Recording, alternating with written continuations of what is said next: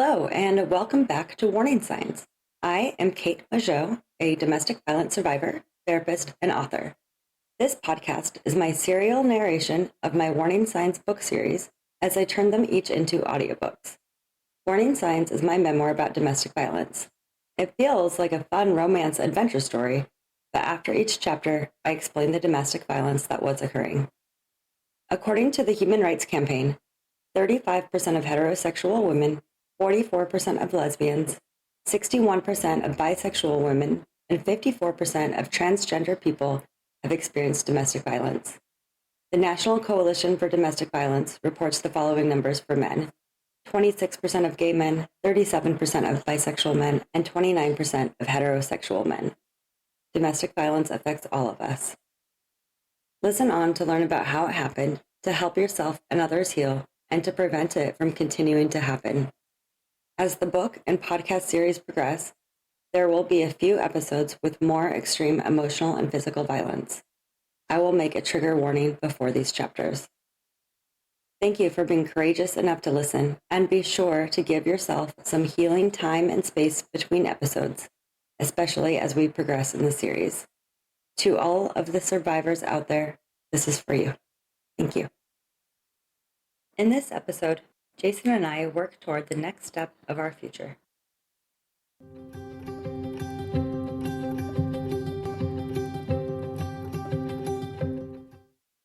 Chapter 9, Betrothing. Summer in Vegas was harsh. The mornings were 90 degrees, and the afternoons reached 110 to 115 degrees. There wasn't much wind or cloud cover, so the nights stayed hot. I was miserable, though I took solace in having so many fun things to do in cool air-conditioned casinos. We saw live music, Elvis impersonation shows, comedians, burlesque, and everything in between. We delighted in the endless entertainment options.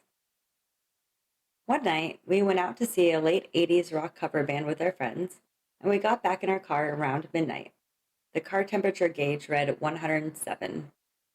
Midnight and 107? The heat felt inescapable. There was no time of day that offered reprieve. 107 degrees at midnight felt like Vegas was mocking us, saying, "You chose to live here! Ha! Can you handle it?" My sister, Christina, graduated college the same week as her birthday that year, so I went home to celebrate with her. I knew Jason and I would get engaged soon, so prior to the trip, he and I talked about wedding ideas so that I could start making plans while I was there. I only visited once every 6 months on average, which meant I wouldn't be back again until after we got engaged. I needed to make the most out of my time in Seattle. Would we get married outside or inside? What time of year? What kind of venue ideas did we like? Seattle or Vegas? We agreed it made sense to host the wedding in Seattle because our family lived there, and it would have been more expensive to ask everyone to fly to us in Vegas. I had always wanted an outside wedding, but he made a pretty logical argument about the weather's unpredictability. Therefore, we considered inside wedding venues, and he agreed to my idea of an art gallery or museum. Before the trip, I researched options and created a map of all the potential galleries and museums. When I arrived, I scouted all the venues with Christina and my friends. Then I narrowed the list down from 35 to 10 potential options to discuss with Jason. I loved researching everything to ensure we made the best choices, and he hated planning and having too many options. I really wanted to make every decision together, but he said that even 10 felt like too many options for him. This seemed reasonable to me compared to the infinite possibilities, so I saw it as our version of a compromise. I also met with his family while I was back home. His mom, dad, and sisters met me in Seattle, where they infrequently traveled despite being less than an hour from their house. I appreciated them coming to meet me, and to show them this appreciation, I showed them one of my favorite places in Seattle. We met in Pioneer Square, a historic neighborhood of brick buildings and cobblestone streets where there is a hidden waterfall. I lived in the city for years before I knew about its existence, and when I found it, it felt like I found a hidden gem. Water gushed from large slate rocks, magenta rhododendrons bloomed, and birds sang. His family said they loved it as much as I did, so it was the perfect setting for our meeting. Jason had been previously engaged and had bought his fiancée a diamond ring. When the engagement ended, he procured the ring back and his parents kept it safe. We weren't just meeting to enjoy the waterfall, but to pass the ring from them to me. It felt strange to receive a ring originally purchased for someone else, but it also felt wasteful to spend money on another ring when we already had one. Not that we had any money to spare anyhow. Cassie presented the ring to me. She grinned and held it out to me, almost as though she was proposing herself. I felt like his family was including me in their lives just as much as he did, and I felt honored. The ring was visibly flawless. It sparkled and bounced light from the magenta rhododendrons to the water droplets hanging in the sky. We smiled brightly with excitement about the new life their son and I would be creating. I flew back to Vegas a few days later and returned the ring to its temporary owner. Jason asked, "Are you sure this isn't weird for you?" "Well, it is a little, but also the ring is too small for my fingers, so we can get it reset and then it will feel like it's a new ring just for us." He chuckled. "Yeah, her fingers are smaller than yours. Yours are kind of fat." It felt unnecessary for him to tease me in what should have been a romantic moment, but that was his communication style, and I was used to it. I playfully shoved a pillow towards him and laughed. "All right, well, I'll get a setting that fits my fat fingers." A few months later, when he felt ready, we went to jewelry stores and looked at our options. I had been ready for this moment since I retrieved the ring. I was jumping for joy that it seemed he had finally met me in the same emotional place. We went to a few stores. Most of them firmly told us a new gold setting would cost nearly $1,000. That was a lot more money than we had to spend on a ring. The sun was setting and stores were closing, so we went home without a decision, feeling disappointed. When we got home, I went online and researched our options, determined to find a setting we could afford. He asked me to put the computer away and relax with him, but I didn't want to end our night without a solution. I found a store nearby that offered free quotes and custom designs, and I went to talk to them later that week. I looked at the options, brought in old jewelry for a trade, and got an estimate that we could afford. I was beyond elated, and I knew Jason would be happy. He didn't have to do the research work he hated so much. "Oh, so you went to the ring store and chose your own engagement ring without me?" he asked, playfully teasing me. "Well, yeah, I just made it easier for you." I eagerly showed him the design, continuing, "And it's not too expensive. We can afford this, and it will be beautiful. You can pick it up at the end of the week." He gently grumbled under his breath before he stepped back and smiled. He stepped forward and said, "Thank you. You did make this really easy for me, and I appreciate that." We kissed and tightly embraced, excited for our future together. Later that week, the jewelry store called saying the ring was ready, and I texted Jason to let him know. He replied, "LOL, I'm not sure this is how this usually works, but okay, I'll pick it up." That night he told me he got it, but he would propose when he was ready. I understood and did my best to contain my excitement. I put all my nervous energy into cleaning the apartment and preparing our home for our new life together. He sat on the couch, watched TV, and played on his phone. He called over to me and asked in Greek. "What?" I asked, laughing. "You know I don't know Greek." He laughed back. "Yeah, I know. I've been asking you to learn it with me. You said you would, but you never did." He let out a loud belly laugh and teased me. "If you had learned it, then you would know what I said. You'll have to figure it out." I joined him on the couch and excitedly opened the computer to a translation website.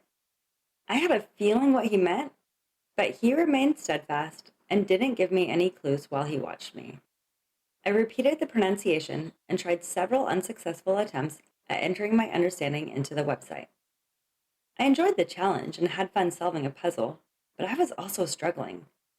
I also didn't want to be presumptuous. I really wanted to understand what he said. Eventually, he wrote it out in the Greek alphabet. He taught me a few letters a few months prior, though not all of them. He patiently but excitedly taught me each letter in the phrase and helped me sound it out to determine each word. "No?" I guessed, because the letters seemed close to that. even though I was pretty sure what the real question was. He shook his head and laughed. No, but it is a question. You're on the right track. What? I asked to hide my ability to guess, much like I did when I asked him how to save as on the computer. He shook his head. No, keep trying. He beamed. Will? He sat straight up and beamed with delight. Yes! Can you figure out the next word? You? I smiled back. I raised one eyebrow to show him intrigue and excitement, yet also to try to feign confusion to placate him. Yes! He exclaimed as he jumped off the couch. I jumped up to join him. He retrieved the ring from the bag and presented it to me with a grin. A thin white gold band held a solitaire round diamond, giving the appearance of being a larger emerald-cut diamond. It was perfect. In Greek, he asked me again, Will you marry me? Yes! I shrieked with joy and jumped 2 feet in the air. We hugged and kissed while we jumped around our living room, relishing our moment of our lives officially beginning together. We both called our families and close friends to tell them the good news. After, he said he didn't want to do anything to celebrate, but I begged him, and then he let us go to my favorite restaurant to celebrate with champagne.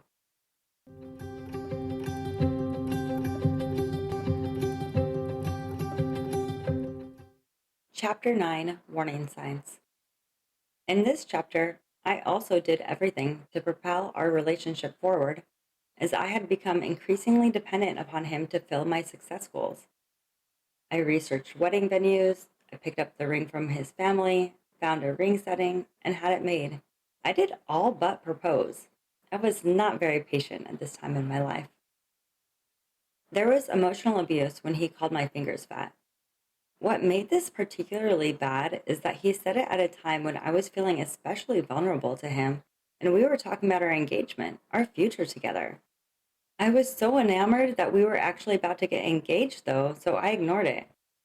And I was feeling so vulnerable and close to him that I chose to hang on to that feeling of it being a good time instead of pay attention to how his words made me feel.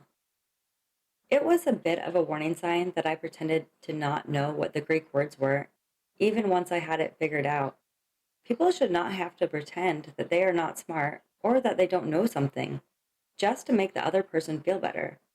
In a healthy relationship, people appreciate one another's intelligences.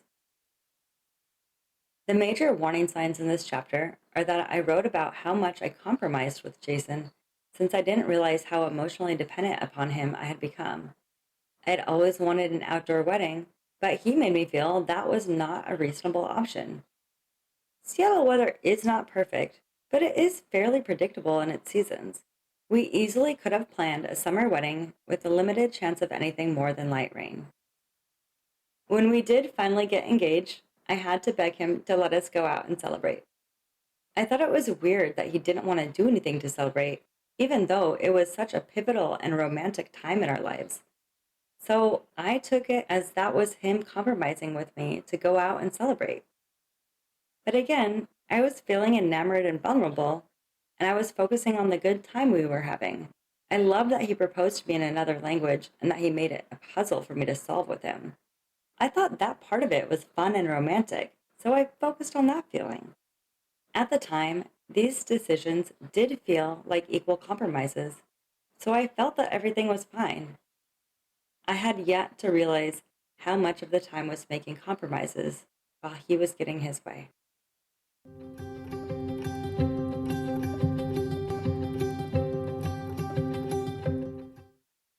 Thank you for listening to this episode of Warning Signs.